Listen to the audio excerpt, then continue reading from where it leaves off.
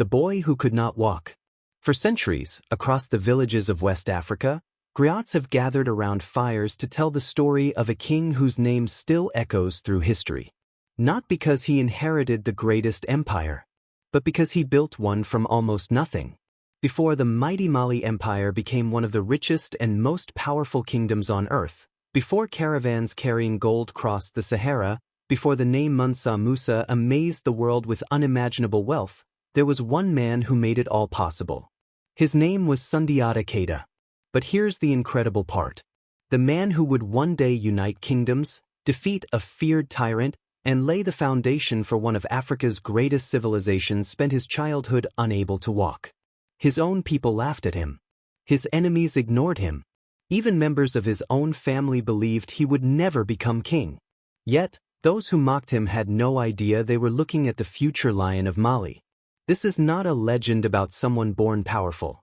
It is the story of a boy who turned weakness into strength and changed African history forever. Around the beginning of the 13th century, the kingdom of Kangaba stood in the fertile lands of what is now southern Mali.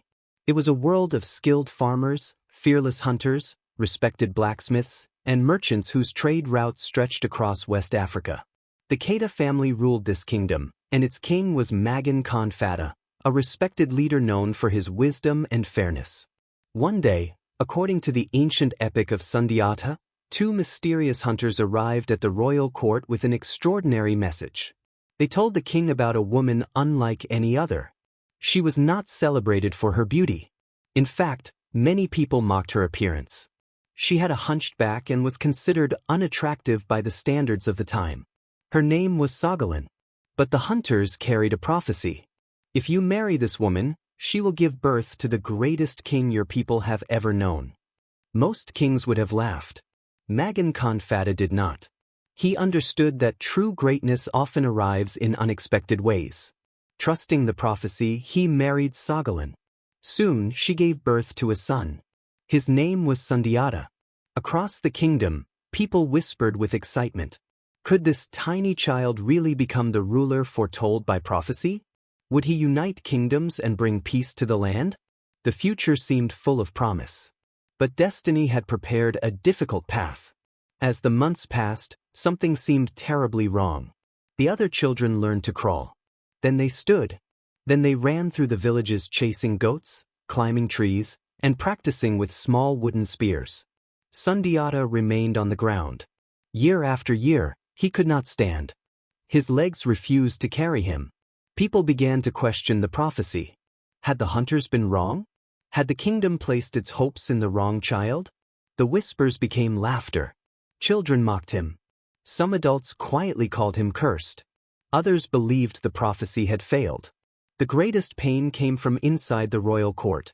After King Magan Khan Fata died, the throne passed to another son, Dan Karan Tuman, whose mother, Sasouma Barit, had always feared the prophecies surrounding Sundiata. She wanted her own son to rule without challenge.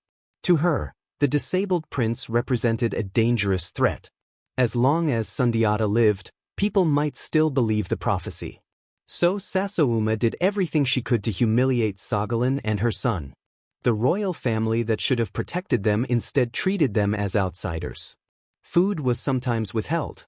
Respect disappeared. Every day became a struggle simply to survive. Imagine being a child surrounded by people who believed you would never amount to anything. Imagine hearing laughter every time you tried to move. Imagine watching other boys train as warriors while you could only sit and watch. Many people would have accepted defeat. Many would have surrendered to hopelessness. But Sundiata possessed something far stronger than physical strength. He had determination. One day, his mother broke down in tears after being publicly insulted by Sasouma. She had endured years of humiliation. She had sacrificed everything for the prophecy she still believed in. Now she wondered whether her faith had been misplaced. Seeing his mother's suffering changed something inside the young prince. For the first time in his life, Sundiata refused to accept the limits placed upon him. He looked at his mother and made a promise. "I will walk." The words shocked everyone. How could a boy who had never stood suddenly make such a promise? The court laughed again. But Sundiata was serious. He asked the village blacksmith to forge an enormous iron staff. The blacksmith wondered why a child needed such a heavy piece of iron. Still, he honored the prince's request. When the staff was finally brought before him, the entire court gathered to watch. Some expected another embarrassing failure. Others came only to laugh. Sundiata planted the iron staff into the earth with all the strength his arms could muster. His hands gripped the cold metal tightly. His face twisted with pain. His muscles shook. For a long moment, nothing happened. Then slowly, the boy who had never stood before began to rise. His legs trembled violently. The iron staff bent beneath the pressure. People gasped. Some stepped backwards in disbelief. With one final effort, Sundiata stood upright. For the first time in his life, he was looking everyone in the eye. The impossible had happened. The laughter stopped. Silence filled the royal court. The prophecy no longer seemed impossible. It had just begun. The miracle spread across West Africa faster than anyone could have imagined. People who had once laughed at Sundiata now spoke of him with amazement. The boy who had never walked had stood up before the entire royal court. Many believed the ancient prophecy was finally coming true. But while ordinary people celebrated, one person watched with fear. Queen Soumaoro. For years, she had worked to secure the throne for her own son, Dan Karina. As long as Sundiata had been weak, she had nothing to worry about. Now everything had changed. Every village, every elder, and every warrior began asking the same question. Could this young prince be the true future king? Soumaoro knew that if Sundiata stayed in Kangaba, the people would eventually support him instead of her son. She could not allow that to happen. Instead of challenging him openly, she made life unbearable for Sundiata's family. The royal court became a place of constant humiliation. Food became scarce. Servants ignored Sagalan. Supporters of Sundiata were threatened. Every day carried a new insult. Sundiata was still young, but he understood what was happening. He knew his family would never be safe while they remained in the kingdom. Then came the decision that would change African history forever. Rather than start a civil war against his own people, Sundiata chose peace. He left his homeland. With his mother Sagalan, his sisters, and a small group of loyal followers, the young prince quietly walked away from the kingdom that should have been his. He had no army, no palace, no wealth, only a promise. One day, he would return. Their journey into exile was long and dangerous. They crossed forests filled with wild animals. They traveled across rivers swollen by heavy rains.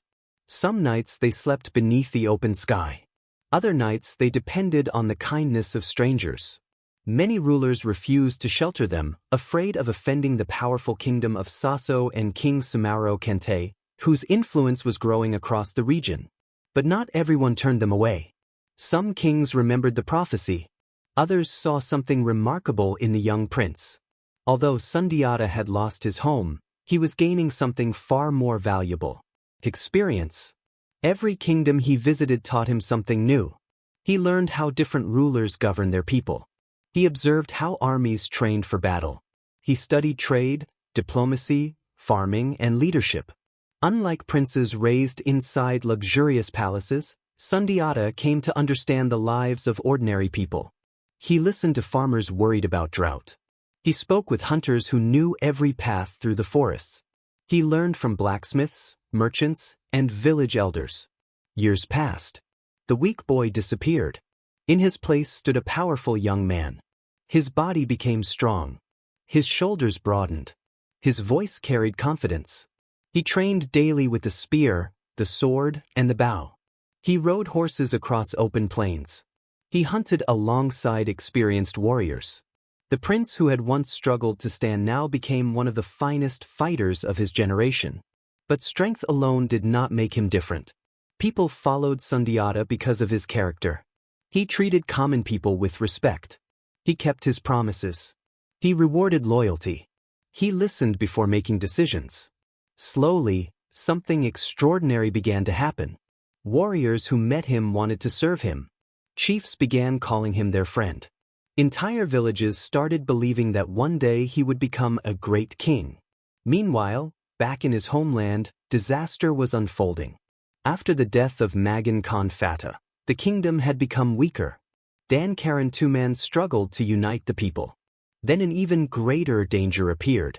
His name was Soumaoro Kanté, king of the Sasso kingdom. Soumaoro was feared across West Africa.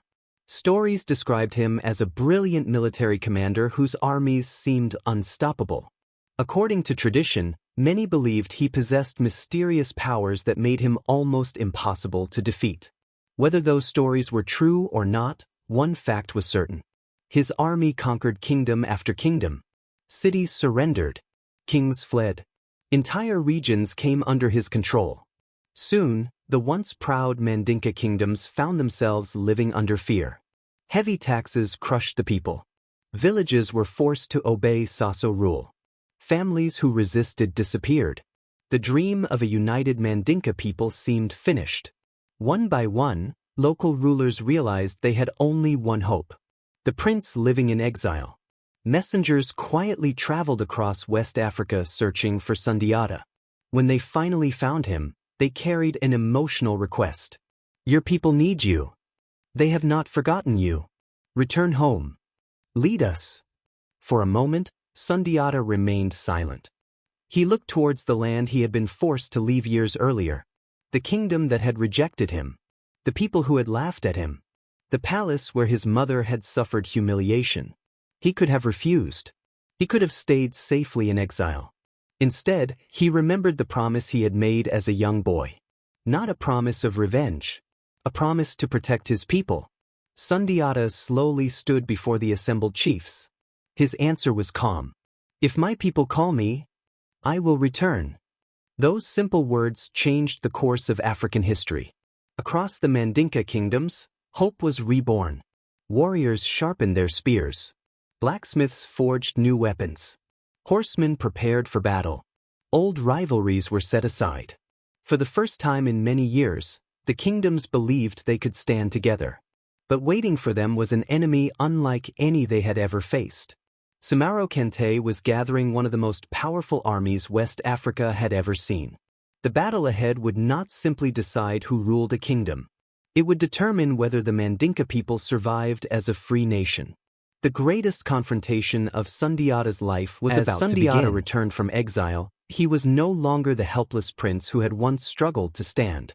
He was a seasoned leader, a skilled warrior, and, most importantly, a man whom people trusted. Across the Mandinka lands, chiefs, elders, and warriors gathered to meet him. Many had once ruled as rivals, each protecting their own kingdom. But now they faced a common enemy: King Soumaoro Kanté. No single kingdom was strong enough to defeat him alone. Sundiata knew that if they fought separately, they would all fall. So before raising his sword, he united their hearts. He traveled from kingdom to kingdom, speaking not as a conqueror but as a brother. He reminded them of their shared history, their shared culture, and their shared future. "If we remain divided," he told them, "our children will grow up as subjects. But if we stand together, they will grow up free." His words spread like wildfire. One by one, kings pledged their loyalty. Warriors volunteered by the thousands. Hunters left the forests. Blacksmiths worked day and night forging spears, swords, shields, and arrowheads. Women prepared food and supplies for the growing army. For the first time in years, the Mandinka people stood together. Meanwhile, Soumaoro Kanté heard the news. Instead of fear, he laughed. He believed no one could defeat him. His army had crushed every kingdom that challenged him. His soldiers were experienced. His cavalry was powerful. His reputation alone frightened many enemies into surrender before a battle even began. According to the ancient epic of Sundiata, people believed Soumaoro possessed supernatural powers and magical protection. Whether these stories were true or part of legend, they reveal how deeply people feared him. To many he seemed unbeatable. But Sundiata understood something important. Even the strongest ruler has weaknesses. Before rushing into battle, he gathered information. Scouts watched enemy movements. Hunters explored hidden paths through forests. Messengers carried reports between allied kingdoms. Every decision was carefully planned. Sundiata refused to let pride lead his army into disaster. Finally, in approximately 1235, the two great forces met near a place remembered in tradition as Karina. The morning air was filled with dust as thousands of warriors assembled across the open plain. Rows of infantry stood shoulder to shoulder. Horsemen tightened their reins. Archers prepared their arrows. The sound of drums echoed across the battlefield. War chants rose into the sky. Every man understood the importance of this day. This was more than a fight between two kings. It was a battle for the future of an entire people. As the sun climbed higher, the fighting began. Arrows darkened the sky. Spears flew across the field. Warriors charged with incredible courage. Steel clashed against steel. The battlefield became a storm of dust, shouting, and determination. Again and again, Soumaoro's experienced soldiers attacked. Again and again, Sundiata's united army held its ground. Neither side was willing to surrender. Hours passed. The outcome remained uncertain. Then, according to the traditional epic, Sundiata used knowledge gathered from trusted allies about Soumaoro's supposed magical protection. One famous tradition tells of an arrow tipped with the spur of a white rooster, believed to break that protection. Whether this happened exactly as described or became part of the legend over time, it symbolized something powerful. No ruler is invincible. When Soumaoro realized the battle was turning against him, his confidence disappeared. His army, which had once seemed unstoppable, began to lose its discipline. The united Mandinka warriors pressed forward. Their determination grew stronger with every step. Seeing their king retreat, many Sasso soldiers lost hope. Some fled the battlefield. Others surrendered. By sunset, the battle was over. Soumaoro Kanté had been defeated. The ruler who had terrified West Africa for years had lost. The Mandinka people had won their freedom. Cheers erupted across the battlefield. Warriors embraced one another. Many fell to their knees, thanking God for their survival. Others remembered those who had given their lives so future generations could live in peace. But Sundiata did something remarkable. He did not celebrate with cruelty. He did not order revenge against innocent people. Instead, he focused on rebuilding. He understood that winning a battle was only the beginning. Creating a lasting empire would require wisdom, justice, and unity. Soon after the victory, the leaders of the allied kingdoms gathered in celebration. Before the assembled chiefs, elders, warriors, and people, Sundiata Keita was recognized as the supreme ruler of the newly united Mali Empire. The prophecy made before his birth had come true. The boy who could not walk had become the king who united nations. But his greatest achievements were still ahead. Winning the throne was one thing. Building one of the richest and most respected empires in world history would be an even greater challenge. And Sundiata was ready. The battlefield of Kirina was silent. The dust slowly settled. The weapons that had filled the air with the sounds of war were finally quiet. But for Sundiata Keita, victory was not the end of the journey. It was the beginning of a much greater mission. Many leaders throughout history have known how to win battles. Few have known how to build a nation after the fighting ends. Sundiata understood a powerful truth. A kingdom cannot survive only through armies. It survives through unity, justice, knowledge, and the trust of its people. The young prince who had once been rejected by his own kingdom was now responsible for millions of lives. And he was determined to create something that would last far beyond his own lifetime. After becoming ruler, Sundiata began transforming the lands he had united into a powerful empire. He brought together different communities, tribes, and kingdoms under one system of leadership.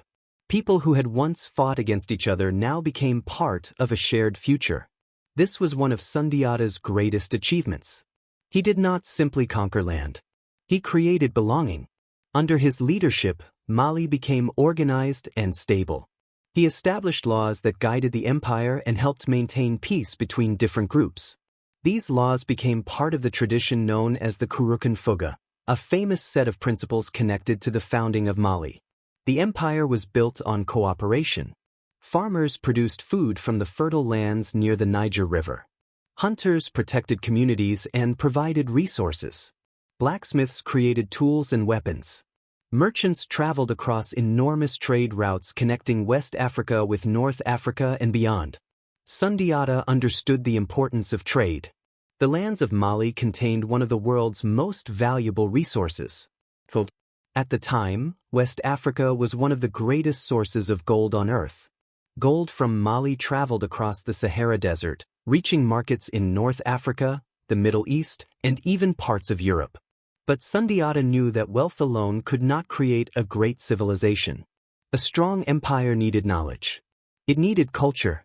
It needed people who could build, teach, and innovate. During his reign, Mali became a center of growth and development. Cities expanded. Agriculture improved. Trade routes became safer. The foundation was created for what would become one of Africa's greatest empires.